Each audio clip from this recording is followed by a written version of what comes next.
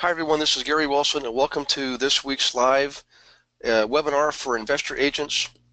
Whether you're an investor or an agent, many of you have come through several programs, mainly the investor agent program. A lot of you have come through flipping for profits, rental profits without the pain, and turning rental problems into real estate profits, and also wholesaling for everybody wins.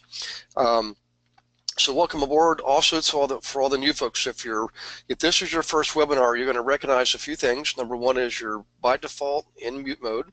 That's a system function because we generally have a lot of people on these, and it would be quite difficult to have everybody live on audio. So we use the question box for you to type in your questions. From time to time, I will unmute you. Okay, in fact, we may do that tonight based on tonight's subject matter.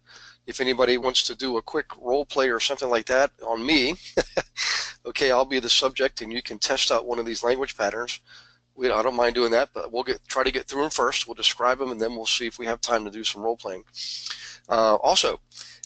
This is recorded, so the next day you'll get the recording of this. So if you're listening to this in a recorded mode after today, obviously it's being recorded for you. They are all housed on the silver level membership section of the My Investment Services website. All of you, if you're on here, you should have silver level status, okay? And go ahead and you have access to these. You can save them and download them and keep them forever, actually, okay? So a couple things. Definitely always look for the email that comes out from Beverly the very next day because it not only gives you the recording, it gives you instructions on schedules for upcoming webinars. It gives you instructions on things that we're improving and changing in the system, either on the platform or in the material. Okay, seems like we're always making some type of a modification. Also, if you're new, please create your profile on the silver level membership section. It's a separate site that the instructions drive you to, and you definitely want to do that. And if you speak a foreign language, absolutely put that out there. Okay. So in any case, without further ado, let's go ahead and get started here, guys. First things first, we did have a question. Let's see. Oh, Shireen says she'll be a guinea pig. Thank you, Shireen, for volunteering. Okay, excellent. I want to go back to Lisa can hear now. That's wonderful. Thank you, Lisa. All right, so this is for Michael. Okay, Michael was asking, would like to ask about how I can work with referrals from other agents, either within my brokerage or without my brokerage. He happens to be a Keller Williams guy. And we do have people on here from multiple brokerage companies. So welcome aboard, everybody. And as far as this goes, so Michael, there's two directions. One direction is you're sending a referral out, okay? And you can send a referral to any agent who's licensed anywhere, basically in the country, and actually, believe it or not, other countries too, okay? We have a lot of people on here from Canada as well. I'll be in Canada the month of August teaching the 3 different weeks. I was there 2 years ago for 4 or 5 weeks, I think. But in any case, generally what you do is if you're not familiar with someone in the area where you need to send a referral, the first thing I would do is go to the community site and see if we have an investor agent in that area. And the only states I have not been in the U.S. are Alaska, Hawaii, let's see, Washington, which is next week, Montana, which is going to be, let's see, the week after that, and the week after that will be North Dakota, South Dakota, Nebraska, and Iowa, and that's pretty much all 50 states. I have taught in several of the Canadian provinces. I have not spoken in British Columbia, but I'll be doing that probably next year. In any case, we should have investor agents out there, Michael, in any of those regions, okay? Now, I suggest you use them. Us, that's who we are, we're investor agents, because they're a little more highly trained, more specifically trained to work with investors. So you can locate them directly. There's a form generally you'll get from each office, like a referral form. Your office should have one. You can actually go online and find one through your brokerage company. Also, the receiving brokerage company, you should have a form there, okay? Just make sure when you send a referral out, you first get it agreed upon verbally, then you send the form over, have them signed, and at that point you provide the contact information for the referral and your agreed upon referral rate. Typically it's 25%, okay? So you have that in writing, and then you just have to follow up. I mean, at some point they're gonna get something in their contract, they'll get it closed, and the only way you get paid is if you make sure that that becomes part of the closing. In other words, on the closing document, you can either have it there, what we used to call the HUD-1, it's called something different now, or the agreement with that the other brokerage company's office, that when that commission is earned, when they cut a check to that agent, they also cut you your portion of that same fund. Okay. All right. Now on the receiving end, you can likewise receive commissions or referrals from anybody in any company, basically. And you should, again, the same thing, have a form that's written out. Most offices have them pre-printed. They're also online on your office websites. Okay, you just print those off, get them signed. Just as my quick little bit of a tidbit here, guys, no matter where I'm sending one to or receiving one from, I always like to have the office manager sign off on the referral, okay, on both ends. Because if there's ever a challenge, like say they close this property and they completely forget about you, okay, well, that broker signed off on that. It doesn't mean they're legally going to have to give you your referral fee, but it gives you a much better chance of collecting. I'm just telling you that because it could happen. I've never had it happen to me, but I've had other agents that it happened to. It just, they gave a referral and the thing never panned out for like a year. And the other agent just completely forgot about it, you know, and they cashed your check and you find out through the grapevine your client got their property and you didn't get paid. If you have brokers, both managers sign off on it, they can often agree on how to compensate you. Okay, so just remember that. Good question. Well, let's see if there's other questions before we get into tonight's content. Let's see. Okay, this is we got Michael's question, I think. Okay, Michael's asking, they have investors they want to bring to me. Yeah, so I would tomorrow, Michael, just or tonight, if you want to, log onto your office website, see if they have a form, a preprint, a form that's basically boilerplate that you can download and send to them. They, generally speaking, their referring agent is the one who's sending you the form. Okay, they should be sending you a form that you agree upon the compensation, and then they will provide you the contact information for that client. Okay. So that's how that works. Now, some of you are probably wondering, okay, what if it's an investor and they buy multiple properties? Two schools of thought. School of thought number one is my school of thought, which is what I've seen happen most typically, is when I send a referral out and they're an investor client, and I send it, say, to you, Michael, I will ask for a referral fee on the first property that person buys, okay? And if you've done a good job and that client decides to keep using you in that area, I think you've earned the right to those commissions without having to pay a referral fee after the first one. That's my personal philosophy. It may sound generous to some of you, but I've done it both ways and it works well. My philosophy is you pay on the first one. If you earn the right to earn more commissions from that client, you've earned that right. Okay, I gave you the first one, but you got all the others on your own. I do know agents who will want to collect a referral fee on every property that the person they refer to you purchases or sells. Okay, it's just, again, it's just a matter of philosophy. I don't agree with that, but it doesn't mean it's wrong. It's just my personal philosophy. So the good news is you get to choose which way you want to go with it. And if you're working with another agent and you're in disagreement, I suggest you work toward compromise, or you can maybe ask your brokers for their opinions, and they'll tell you what their opinions are. I will tell you, for the most part, most people will just want to collect on the first one. It's sort of the honor system. Quite frankly, if I'm working with a client, I got him in the first property, like, hey, we really like you, want to keep using you, I earned that right. So that's my philosophy, and that's why. So, in any case, hope that helps you there. I'm going to go into the content here, guys, so let's do that. And Michael, you're very welcome. Okay, first things first. All right, I'm going to give you a little bit of a background here, guys, so please get your pens and pencils out. And what I'm showing on my screen now, I'm going to actually send you, I'll have Beverly send it out to you, excuse me, with these are language patterns. I'm going to describe them tonight, okay? So as I go through them, I want you to take notes. Now, just a little bit of background, right? These, well, at least the majority of these, all the way up to where it says the more UX, the less UI, okay? This right here, that one. Up to this point, these all come from the military world, all right?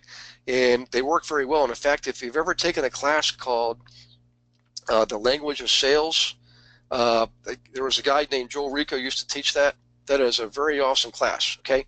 Language of Sales, awesome class. The examples he provides a lot of times come from the world of the military. And if you think about military folks, some of their basic qualities and beliefs for top military recruiters are, and number one is they love a challenge, okay? Military guys love a challenge. They're committed to what they're doing. They actually do really believe in what they're doing, and they're committed to it. And number three is they like the people they're dealing with. In fact, they're recruiting other military folks to join basically a community that they're already involved in, okay? So in any case, if any of you have ever enlisted before, you can think about that recruiting experience, okay? And they're persuasive. I mean, they have to be. I mean, here's the deal. They're trying to recruit people, okay, into a field that is known for really not paying that well. It's difficult to be in the military. I mean, it's physically demanding. It's mentally demanding. It's emotionally demanding, okay? I mean, a lot of times you're away from your families for long periods of time. They're asking for a 4-year commitment, okay? During this time, you literally give up your freedom. It's the biggest irony in most countries is that when you sign up with the military, you're actually giving up your freedom and for other people to have freedom. Okay, it's just a big irony. So, and whether you like it or not, for those 4 years, if you just serve 4 years, you got to get used to people telling you what to do all the time, okay? In any case, it's just kind of a big irony, but the way these guys work, military recruiters, you know, there's like they're selling a product that requires a great deal, of course, of physical commitment and training. You know, we talked about the pay that doesn't pay that well, that, you know, there's lots of drawbacks, but they succeed, okay? And these guys really believe in what they do. The military patterns, these are called linguistic patterns, okay? These are language patterns, all right? They're simple, they're easy to follow.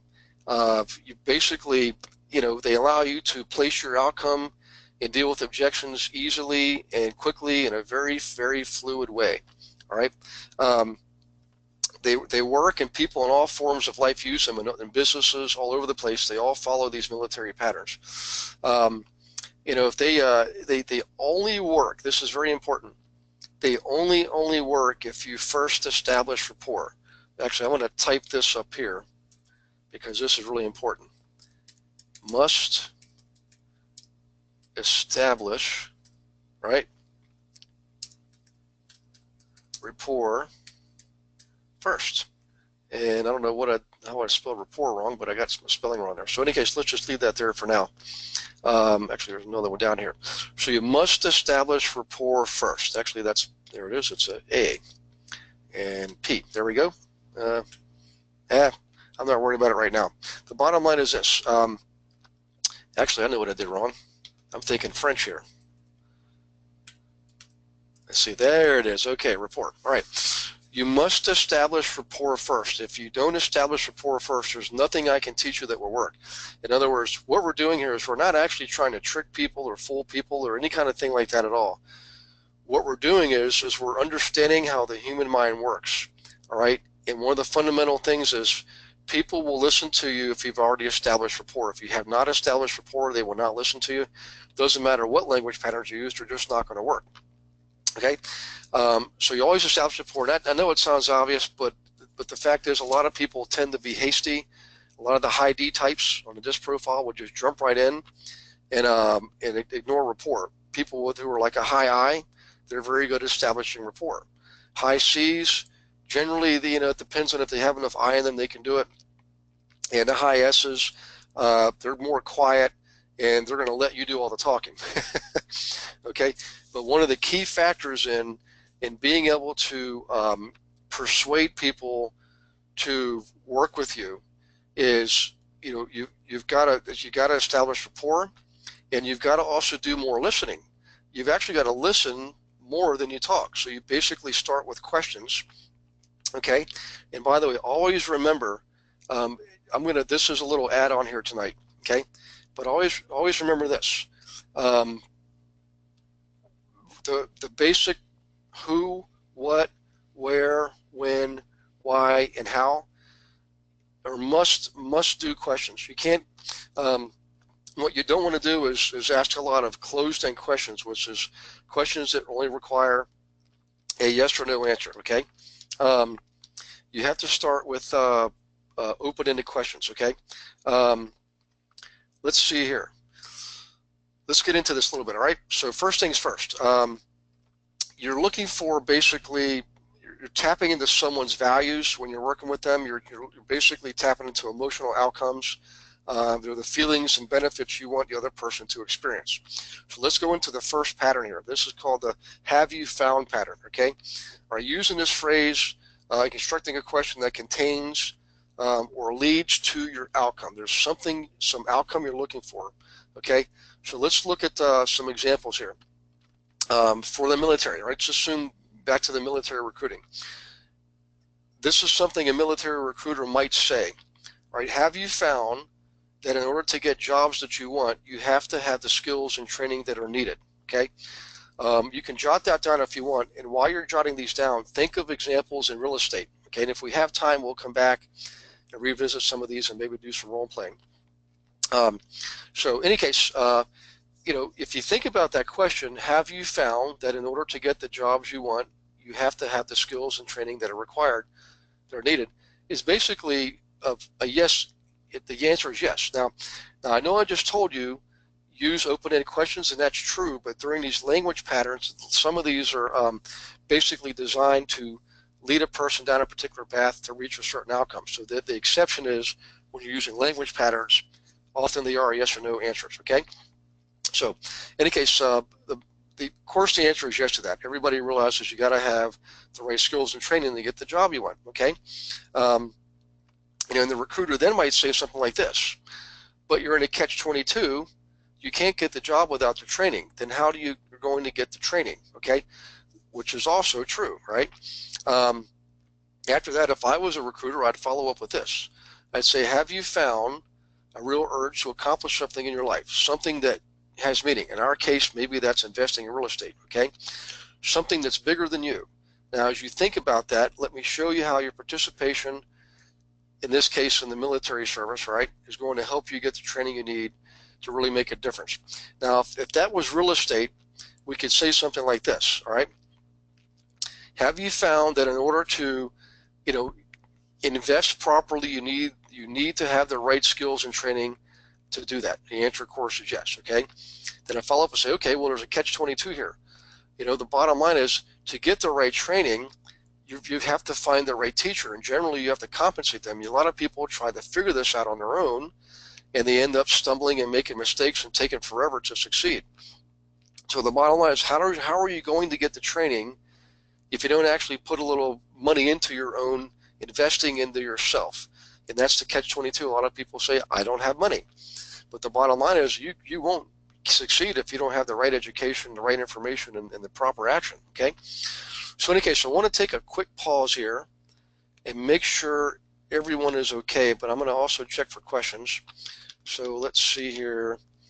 Okay. All right, Fassel's saying to Michael, find me on Facebook. We can switch referrals. Fassel Khan from New Jersey. So I guess, Michael, you were working with Fassel. Good job, because he's a good guy. Okay, so that's back to the referral questions. Let's get back here. So far, we went over the first language patterns, which was have you found. So show of hands, or if you guys could type in a quick hand raise, just say, yes, Gary, I understand the pattern, the have you found pattern. And what I would like you to do is write down an example.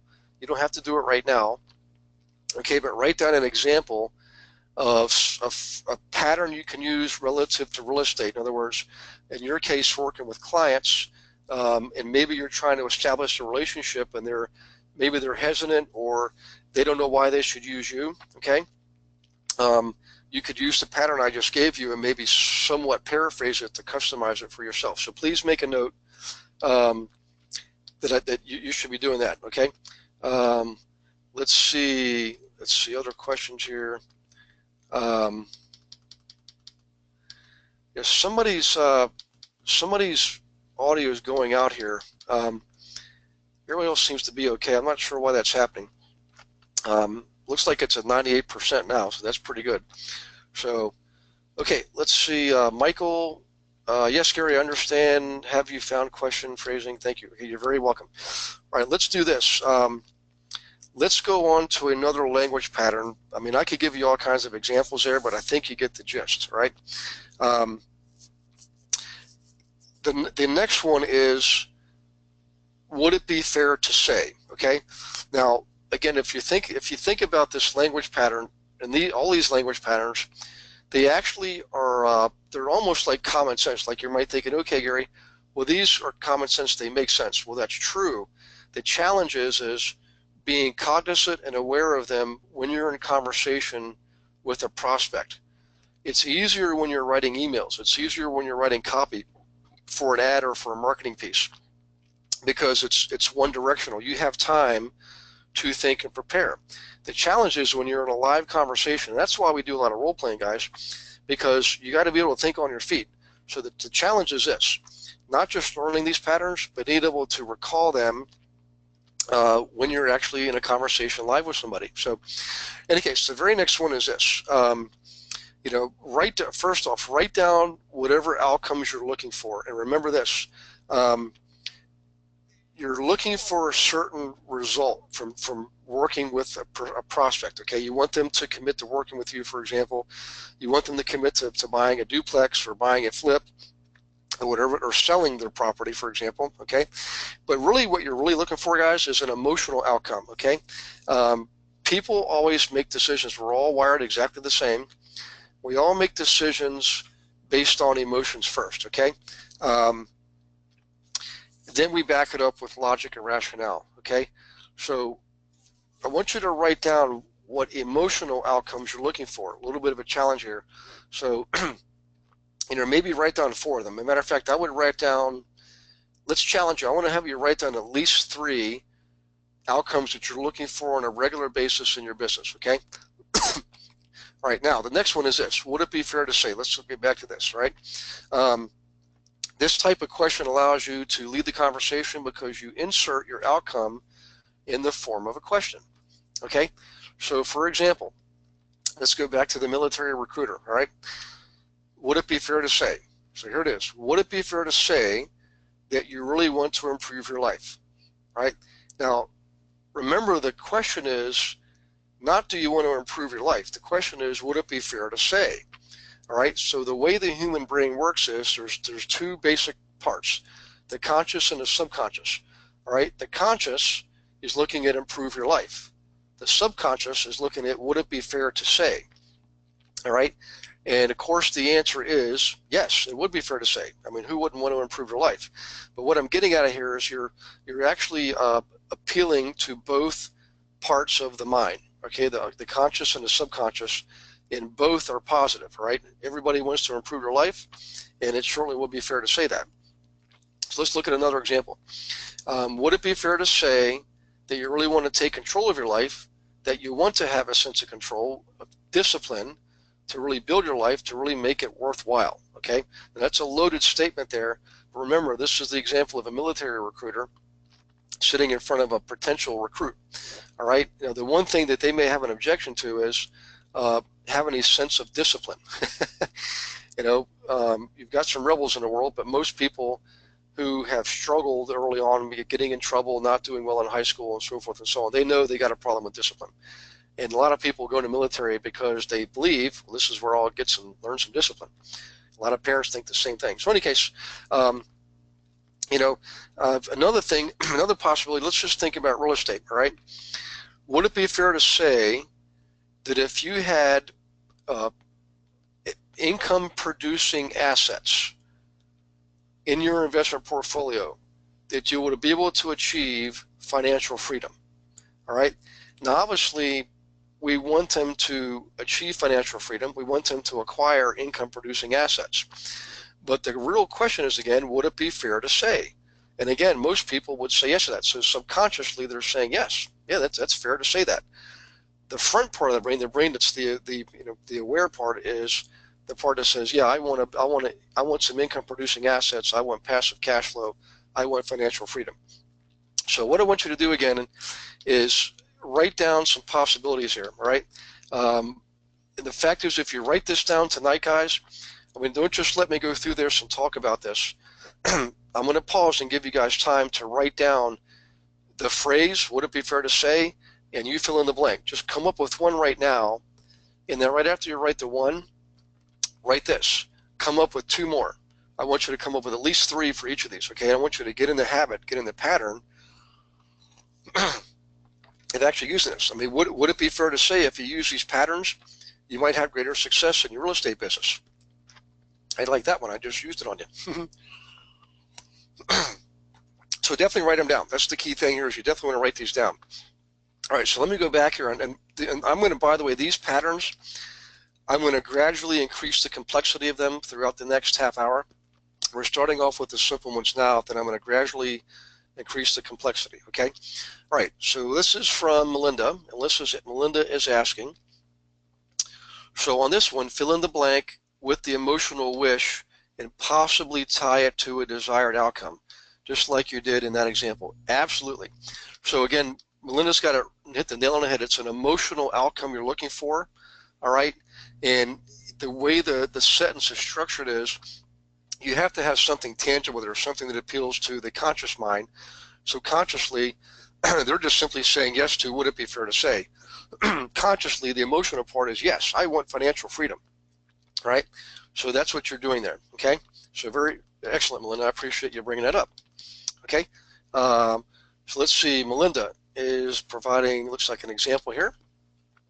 Okay, would it be fair to say, give the emotional hook, yep, in parentheses, and then parentheses, tied to an action I can provide to help them get the hook accomplished? Yes, that's exactly right. So Melinda, it sounds like you studied these before. If you ever had that class, language sales, that we get into a lot of this, and I've studied a lot of other books.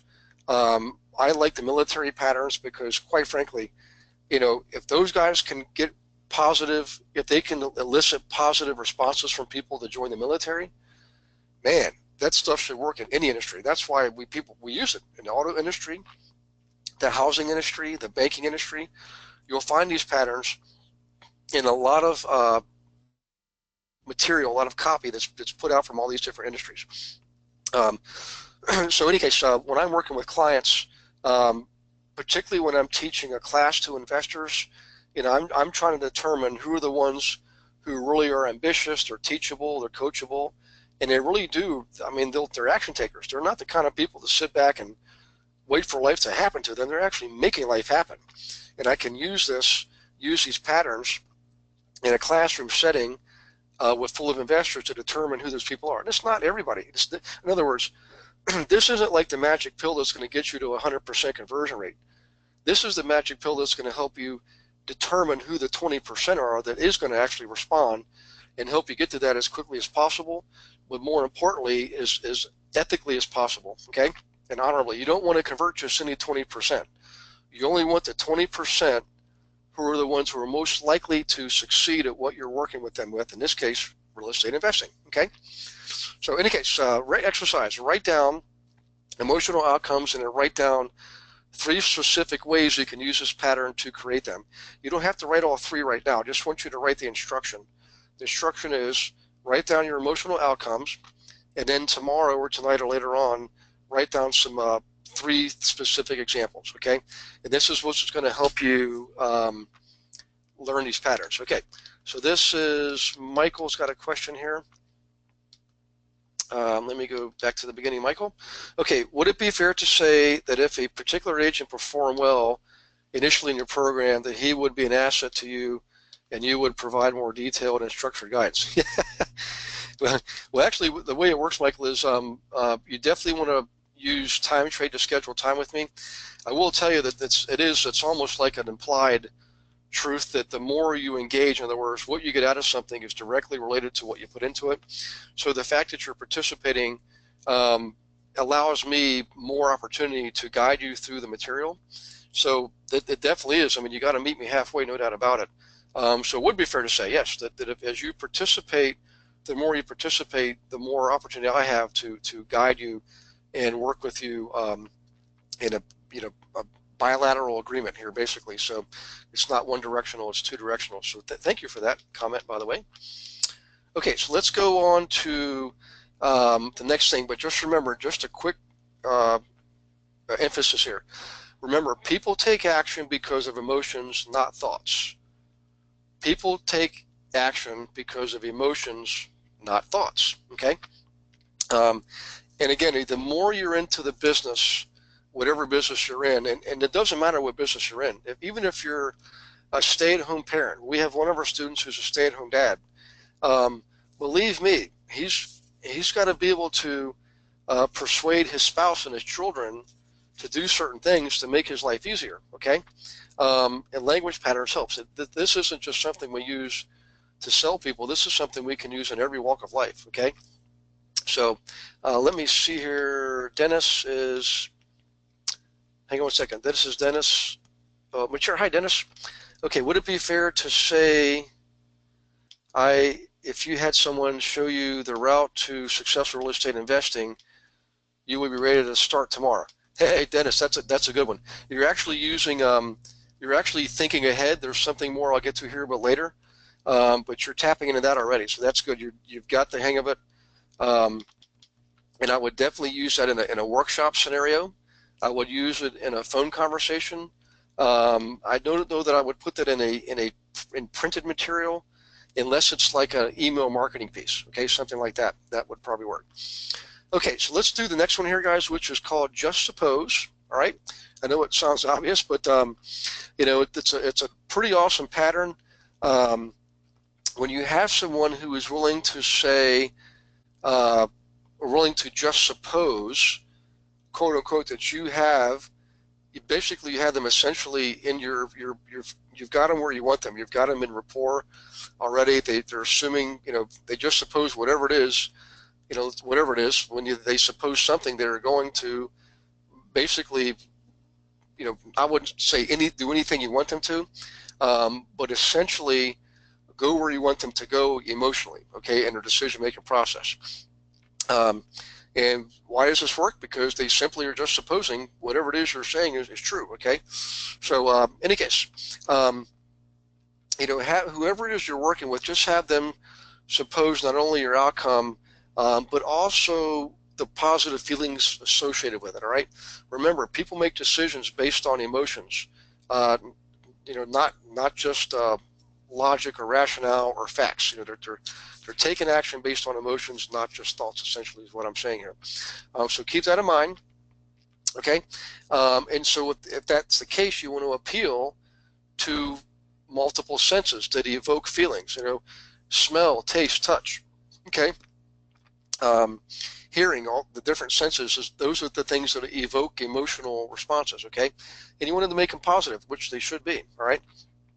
So, in any case, you always have to develop rapport first. Again, every one of these you have to develop rapport first, okay?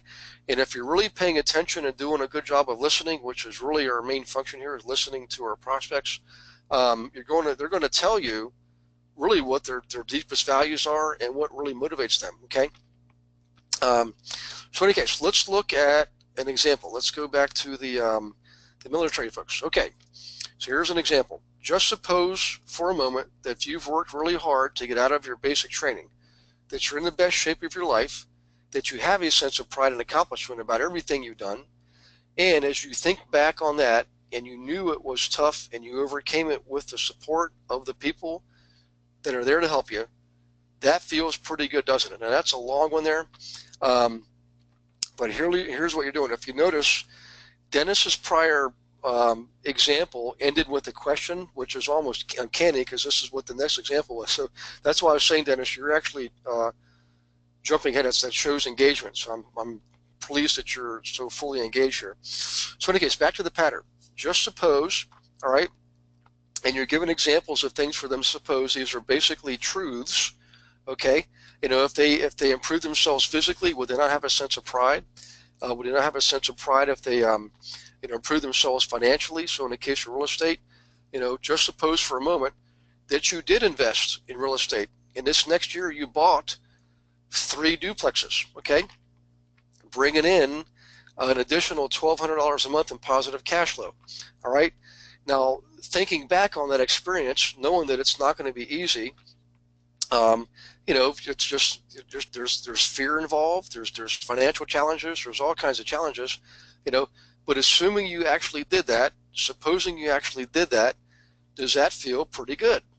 So that's the example we can use in real estate. So let me do a quick pause here and check and see what good. We got some feedback on that one already. Okay. Let's see. That was okay. That was Mark. Let me go back to. I think we got Dennis. So let me look at Mark's here. Hi, Mark. This is Mark Hamilton. Okay, language patterns to learn more. Okay, I got the end of it. Let's go to the front of it. Is there a good book on military language patterns to learn more? Mark, let me see what I can dig up. I travel constantly now, so my library, I've got over 3,000 books, and I bet you I've probably got maybe a half dozen just specifically on the subject of military language patterns. I've probably got 1 to 2 dozen books on the subject in general, language patterns in general. Okay, so this is an example from Mark. Okay, let's go back to Mark's beginning of Mark's example. Okay, just suppose I could show you how to create enough passive income to retire from your job. Would you commit to doing what I suggest? Just suppose that I could show you how to create enough passive income to retire from your job. Would you commit to doing what I suggest? That actually got repeated, but yes, Mark, you've got the right idea. Okay, this is from Brian Cardos. Hey, Brian. Okay, Brian is proposing this. Okay, just suppose we work together on just one deal. Would you now want to get started? That's pretty good, Mark. But what I would do is I would put something a little more appealing in there. Just suppose let's say this. Just suppose we work together, and that resulted in you acquiring your first duplex, producing $12,000 in equity and $6,000 a year in passive income. All right. Would you now want to get started? Now that would be a pretty good pattern. Okay. Let's see here. Shireen is suggesting or typing in. Okay, it seems like there's a golden hook in the question that would apply to almost everyone, provided you know at least one detail about that person. Excellent, Shireen. So yes, again, this goes back to building rapport. Now, if you think about this, guys, we're not really using these patterns unless we already have contact with someone. In other words, we've sent out a marketing piece, the booklet, for example. We had them in a workshop, and they raised their hand and said, hey, I want to do this. I want to work with you, okay? Basically, you're starting warm. You're not starting cold. You can use this starting cold, okay? There's no doubt about it. But the fact is, the way we operate is you generally are doing a lot of reverse lead generating. So when you have contact with these folks, often they've already been prepared. They've already been preconditioned with certain information related to real estate investing. So Shireen is exactly right. When you pose these questions, you can more easily tap into what they're thinking. Remember, in marketing, there's an old saying: in order to be successful in marketing, you've got to enter into the conversation that's already going on inside their mind.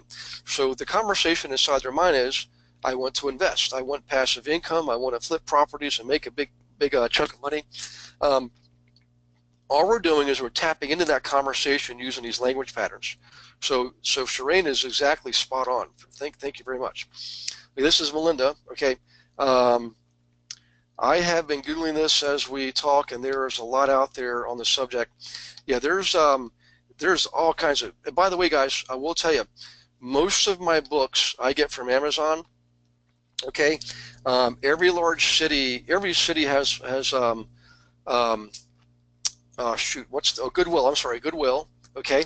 And Goodwill's in U.S. and Canada. And every year, at least in a large cities, they'll have what's called an annual book sale. All right. And what I do is I just Google them. And if I see the ones coming up, and I'm going to be like in Seattle next week, they'll have it like all week long. I'll go in there to the location and scour their books. You can get books for like 25 cents. And they actually catalog them by subject, Okay, so you're not funneling through thousands of books aimlessly. That's actually cataloged by subject. And I've walked out of these things with grocery bags full of books for like a few dollars. Most of them I do get on Amazon. I also use Audible. Audible is part of Amazon.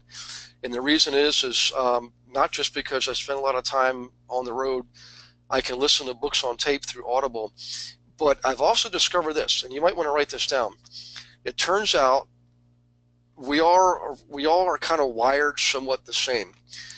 We have different learning styles. However, it is a rule. There are certain books that some of us are better off reading in print, actually holding a book in our hands, and there are other books that actually are okay for us to listen to audibly. In other words, we're learning, and we're basically, it's auditory learning at that point. It's strictly audible, okay? When you're reading, you're actually using multiple senses. You're obviously reading, and you're imagining the words, you're playing the words in your mind, which is a form of listening, believe it or not. And you're also using your eyes. So there's multiple, plus you're holding the book, okay? I always thought I could only be a reader, physically reading books. Turns out there are certain books, and the books that for me work on Audible, in listening to books on tape, are the ones that are somewhat technical in nature, not very complex, but something like this, these language patterns. I can listen to this stuff all day long in a car, and it works, okay? So what I want to suggest to you is think about your learning style and think about the books you'd like to read. If you're reading fiction books, a lot of times those are great to just read and you hold in your hand. But if you're studying something and learning something, you can do both. Get the printed version and the audio version, and it really will enhance your learning experience. Just know that. I've had people tell me that, and boy, is it true. Okay, I would love to get a reading list for books on language patterns. So let's work on that, Dennis. I will, if I can kind of remember all the books I've read, I will give you guys a list, and I will tell you this. Maybe I'll work on that for Christmas. I'll come up with a comprehensive list of all the books and courses I've taken over the last 31 years, and it's pretty comprehensive. You'd be surprised at how much is in there. Any case, okay, let's see. This is Michelle. Michelle was asking, okay, Half Price Bookstore also. Yeah, Michelle, I've used Half Price Books too. Hoopla has free Audible books. This is for Mark. Thanks, Mark. Playster offers 100,000 books for the same price as Audible per month, but Audible only gives you 1 credit for 1 book. Yeah, I've heard that too, Mark. My kids give me Audible every year for Christmas. That's why I've been using it. But I've heard a lot of people say a lot of positive things about Playster. So I appreciate all you guys sharing all these possibilities here. Okay, let's do this. We did just suppose, so again, come up with a couple of examples, three examples of using just suppose, all right? And remember, you always use your rapport skills first to learn what that person's values are. In other words, learn about that person, what makes them tick, and you can incorporate them in your language patterns. And actually, that's what Shireen tapped into. Is if you know something about the person, okay, their values, in other words, you can basically structure your language patterns and incorporate them, those values in your language patterns. Okay. All right. Let's do at least one more here. Maybe we'll try 2 more. And I'll still, if we don't get to all these guys, we can continue this. If you guys really like this type of subject, we'll do it again next week. We can't do it next week because we've got Carl Fisher on from CAMA, who's going to talk to you about buying real estate investment properties from inside a self-directed IRA. So you guys definitely want to be on that because he's going to give you information, websites to access, and his own personal contact information for you to share with your clients. And it'll help you get more business. So just remember that. That's next week. Maybe the week after we can go back to language patterns. But let's try to do at least one more here. And this is called the what would happen if pattern. Okay, and here's the basic format. What would happen if, and then you supply your outcome, what it is you're looking for, okay, because, and then you also then insert their value, which is kind of what we just talked about. So the pattern is this: what would happen if, and you can put a parentheses here, in parentheses you name your pattern, your outcome, excuse me, the outcome you're looking for, and then the word because, and after that another set of parentheses with these 3 words. insert their value. So this does require you to establish rapport again, and like I said, they all do. You understand what their values are. You know what outcome is you're looking for. So let's just give an example from the real estate world. I'm sorry, from the military world, and then we'll come up with one from the real estate world. Okay, so military example. What would happen if you joined up because you want that sense of commitment, all right, because you want that sense of contribution to society? Or how about another one? How about this one?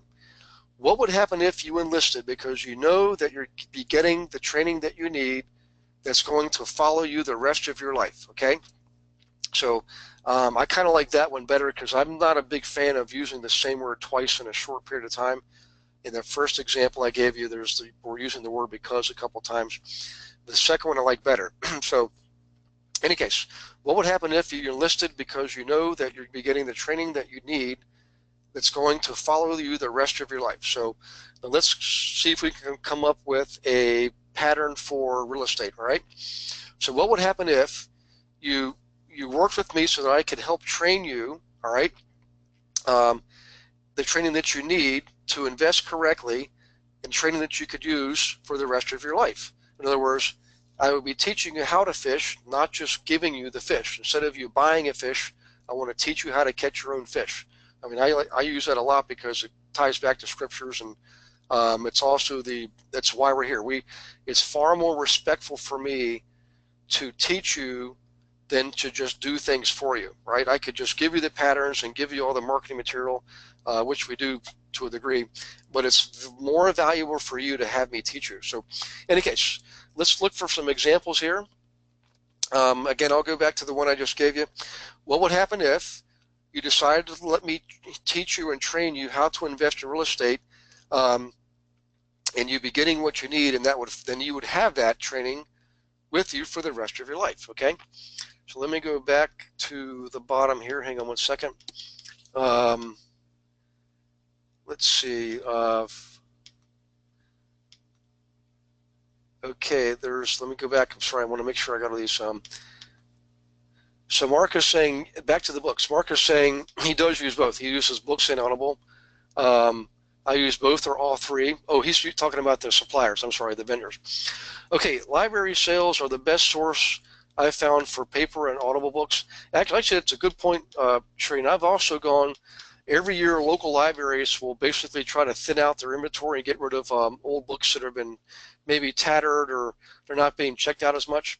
You can often get them very, very inexpensively, so thanks for the suggestion there. Okay, and Andrew is asking this, okay, or suggesting this, I'm sorry. Here's the pattern. What would happen if you and your family, if you could gain financial freedom from using other people's money through investment rental properties? Oops, I want to make sure I got that right. Hang on one second. Okay, so let me repeat that. This is from Andrew. Thank you, Andrew. What would happen for you and your family if you could gain financial freedom from using other people's money through investing in rental properties? That's good. That's a good one, yeah. Okay, and this is from Dennis. Thank you, Dennis. So Dennis is proposing this one for an example. What would happen if we purchased your first duplex in the next 3 months because your goal is to start down the road. I mean, Dennis, I got to start over. For some reason, this thing's getting real choppy here. All right, what would happen if we purchased your first duplex in the first 3 months because your goal is to start down the road to financial independence?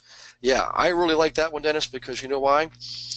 You actually you planted a seed, which is a firm time frame. You drew some parameters around it, so you didn't just leave it open-ended. Now, you probably got that because the person probably told you, hey, I'd like to have my first property in 3 months, or I'd like to have 4 properties in the next 12 months. And mathematically, that means 1 every 3 months, okay? So that's a real good example. I really like that one, Dennis. Okay, looks like we're caught up on questions and suggestions. So let's do this. It's about 4 minutes till. Let's do one more. Let's do one more, okay, and then we'll call it a day. And you can kind of figure out the next one on your, actually, the last two the more you X, the more you Y, the less you X, the less you Y. Actually, that should say less here, sorry. These are my own notes, so please forgive me. And yes, I'm going to be sharing this with you through Beverly. Okay, next pattern here is this. The don't unless you want to pattern. Okay, don't in parentheses the action or objection that the person may or may have or may be coming up with. Okay, and then your outcome that you want. So you're basically reversing this. You're putting your outcome second and their objection first, not the emotional response you're looking for, but their potential objection. Whoops. So here it is. Okay. Basically, what you're doing is this: don't object unless you want to go my way. Okay. It's sort of a quirky little language pattern. When I first learned this, I thought, well, I'm not so sure about this. Okay. In fact, logically, it doesn't really make sense. You know, but as you gain rapport, all right, and you're feeding back to their values, you're going to find this pattern actually has a lot of power. Okay, so the basic thing is this. The interesting thing, the reason it works is this: it ties someone into going your way. If they go your way, they go your way. If they object, they still go your way. It's just kind of a quirky little thing here. So let's look at an example. All right. Military example. Don't walk out there unless you're committed to enlist. Okay. In other words, what you're saying is, don't leave unless you're willing to enlist. I know it sounds kind of strange, but what happens is you're basically kind of cutting through the conscious into the subconscious. So here's another one. All right. Don't think about this for too long unless you really want to take charge of your life and really want to have control of your future. So for real estate, you know, have a lot of people who want to invest. You work with them, you get them down to the point where they've actually got to swing the bat and hit the ball, and they hesitate. They're just not. It's typical. It's not the right time. I don't have. I'm scared to use the money. All these things. All right. So let's think about this. All right. Don't think about this too long, unless you really want to, right? And have real estate that'll change your life, and you really want to have financial freedom. All right. So what it is you're acknowledging their potential action or objection, but you're tying it back to your desired outcome. I know it's quirky, but for some reason it works. Okay. So again, the example for real estate would be, you know, don't think about this too long unless you really want to acquire a duplex that allow you to gain financial freedom. All right. So in any case, that's the pattern there. Let me check back here and see if we have any suggestions. Right, this is from Heidi. Thanks, Heidi, for the example here. Okay. Oh, this is from the last pattern. Okay, what would happen if you learn to invest properly and you grew your financial portfolio? That's pretty good, because what it does is it gets them to think. They're starting to imagine investing properly and growing their financial portfolio. Okay. Okay, let's see. We had another question here. Oh, here it is. All right. I don't find the Language of Sales book. There is a book called The New Language of Sales. Who was the author? The Language of Sales is actually a training course, Kristen. The teacher's name is Joel Rico. So he, at least when I knew him, he was a KW guy, but my understanding is he went independent. The program he teaches is now an independent program. So he teaches any age and anywhere. And really, he actually teaches people from multiple industries. He's from California, real good guy, and so he figured out that he could apply what he's teaching to multiple industries. So that's why he, went out and started going independent. He may still be in KW. I don't know, but a lot of us will do that. I mean, we realize that what we have is applicable to many walks of life and applicable to people from multiple companies. So in any case, I'll see if I can find something on that, Kristen, and I'll share that with the group. I'll just send out a group email, or I'll have Beverly do it for me. Melinda, you just wrote the word Don, but there's nothing else in your message. Oh, here's the rest of it. I'm sorry. It just sound Don. Oh, Kristen says found him. Okay. Yeah, www.joelrico.com. JOELRICO, joelrico.com. Real good guy. Okay, let's see. Here's another example. Okay, don't think about this too long unless you want to miss the opportunity to learn how to create monthly cash flow that will let you leave the desk job you said you hated. Ooh, who was that? That was Melinda. Melinda, that's a good one. That actually, I always try to focus on the positive, but I will tell you, and Joel will tell you the same thing.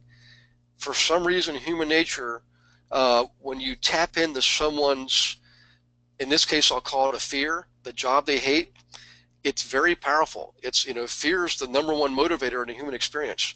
I always try to, because I'm a minister, I'm always trying to uplift people and use uplifting methods to achieve results. However, I can't deny the fact that if you tap into something that people feel very passionately about, even if it's a negative thing, it actually really works very well, probably better than anything else. So that's a pretty darn good example there. So thank you very much for sharing that.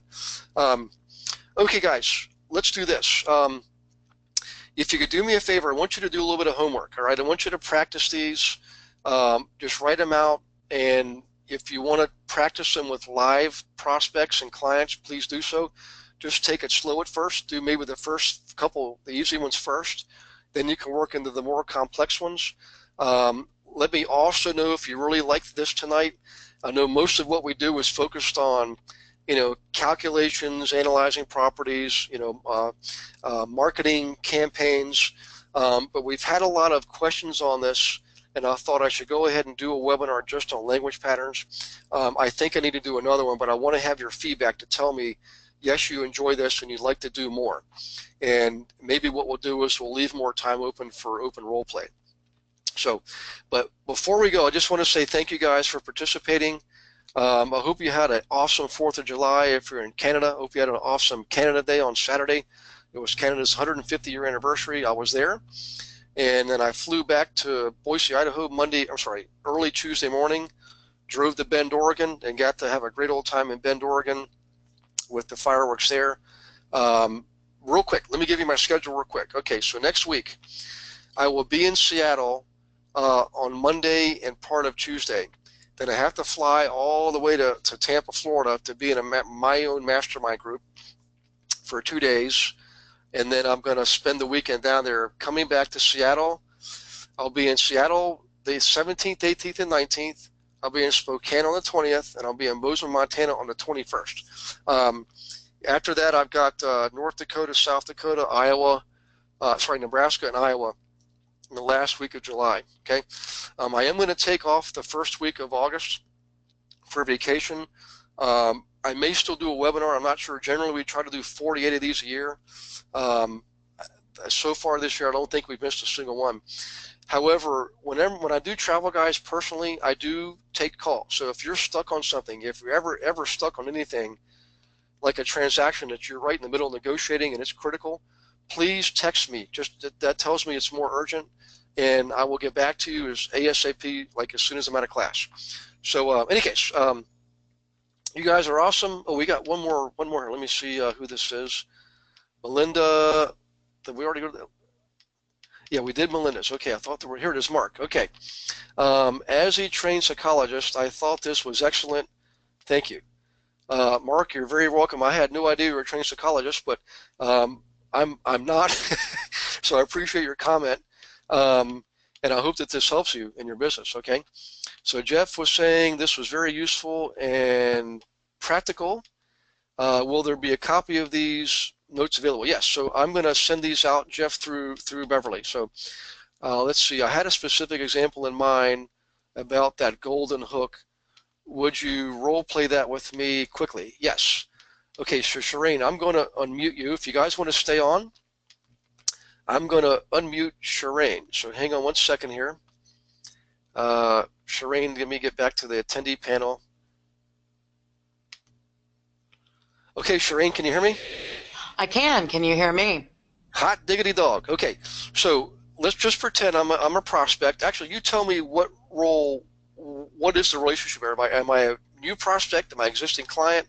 Kind of give me a little background and we'll do this. Honestly, it doesn't even matter. Okay. Because I think what I have in mind, provided I know just one detail about you is going to work with almost everyone.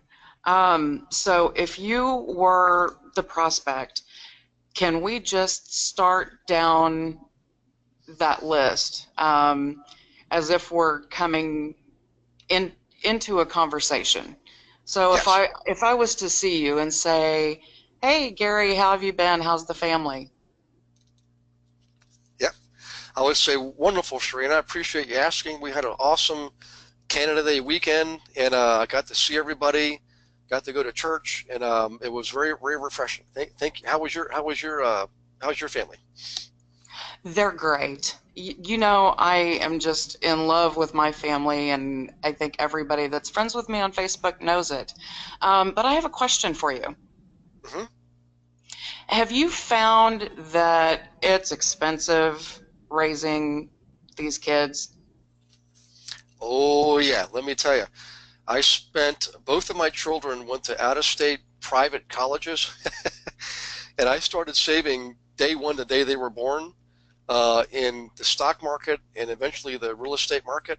And I still did not have enough money to get both of them through college. I came pretty close, but we're talking several $100,000, you know.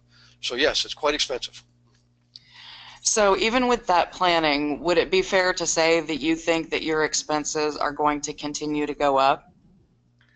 Oh yeah, especially when you start talking about weddings for your children. Yeah, yeah, and new homes and things like that. Absolutely, yeah. Exactly. And then grandchildren. That's right. I want to. And actually, I've already started college funds for my grandchildren. I don't even have grandchildren yet, but I've already started them. Oh, congratulations. Thank you. Just suppose I could show you how you could work less, possibly even quit your job, and make the money that you want to make to be able to support that college fund, weddings, graduations, whatever you choose to spend your money on. Hmm. Well, now you've got my interest. You've got me intrigued. Yeah. Okay, so what would happen if I showed you exactly what I do to help investors to be able to either flip houses for income or acquire rental property? Well, I would be interested in that because I think what you're suggesting is I can use that additional cash flow to offset some of these other expenses. I think so too. Now, do you have anything that you think might hold you up? Well, there's always, like fear, like lack of knowledge. Like I just, I know other people do this obviously because I know people pay rent. Wherever people pay rent, I mean somebody owns that property. I just don't know what's involved. Maybe that's not me. Maybe that's not for me, I guess is what I'm saying. I just don't know. So how do you know? Don't be afraid to jump in unless you really want to move forward and make income that you never even dreamed you could make. Ooh, that was good, Shireen. Yeah. Don't be afraid. You just tapped into the most fundamental emotion that most humans have, which is fear. We can stop there. I mean, we don't have to Yeah. go through the whole list. I was just thinking Yeah. these are all a natural lead and will work together. So if you're compounding language skills Hmm. with leading language, then people won't even realize if you're doing it conversationally that you're literally leading them by the nose. Um, Yeah. and I think kids for almost everyone is a huge lead in.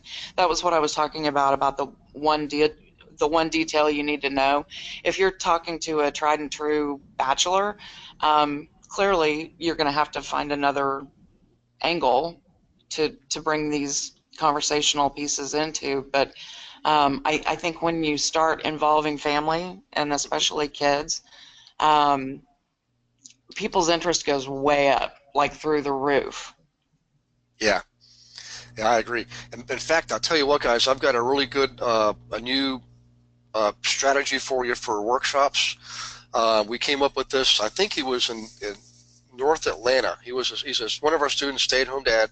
Cannot remember his name to save my life. We did a strategy call a while back, and here's what we did. We created I think it was North Atlanta Investors Forum for parents of preschool children. Man, you'd have thought we invented the pizza, because what do parents of preschool children often think about happening, 18 years down the road, right? Yeah. So you tap into that the whole thing about coming up with all that money, and you can say, look, pick up a duplex, triplex, fourplex. In 18 years, the thing will likely double or triple in value. You can cash out some of the equity to pay tuition and keep the property, of course. So the monthly cash flow will help offset your child's room and board, And you just tapped, Shireen, you just tapped into something that was fundamentally probably would appeal to half of the population. It's that powerful. So, and these language patterns, you also tapped on something else more very important is these are designed to be used in conjunction with each other. And the way that I laid them out here, you just literally did a perfect job. Is I laid them out in a fashion that from simple to more complex, but also walking through a normal conversation. Because at the end of the day, we're really not trying to fool anybody or trick anybody. We're just simply trying to help them come to the conclusions that we know they want to come to. We know that they want to provide financing for their child's college, right? How do we get them to see their way to doing that? This is how we do it. If we can't get them in to work with us to buy properties, there's no way we can serve them. The only way we can serve them is to use these techniques to help people come to their own conclusions, which is really all we're doing, So that was an awesome example. So I hope you all were paying attention to that, and that is being recorded. So if Shireen, you're okay, everybody will get the recording of this, and they can perhaps use that in their own efforts and build on that, Sure. I think linguistics are sort of my wheelhouse, so I always enjoy when I can figure out how to best apply that.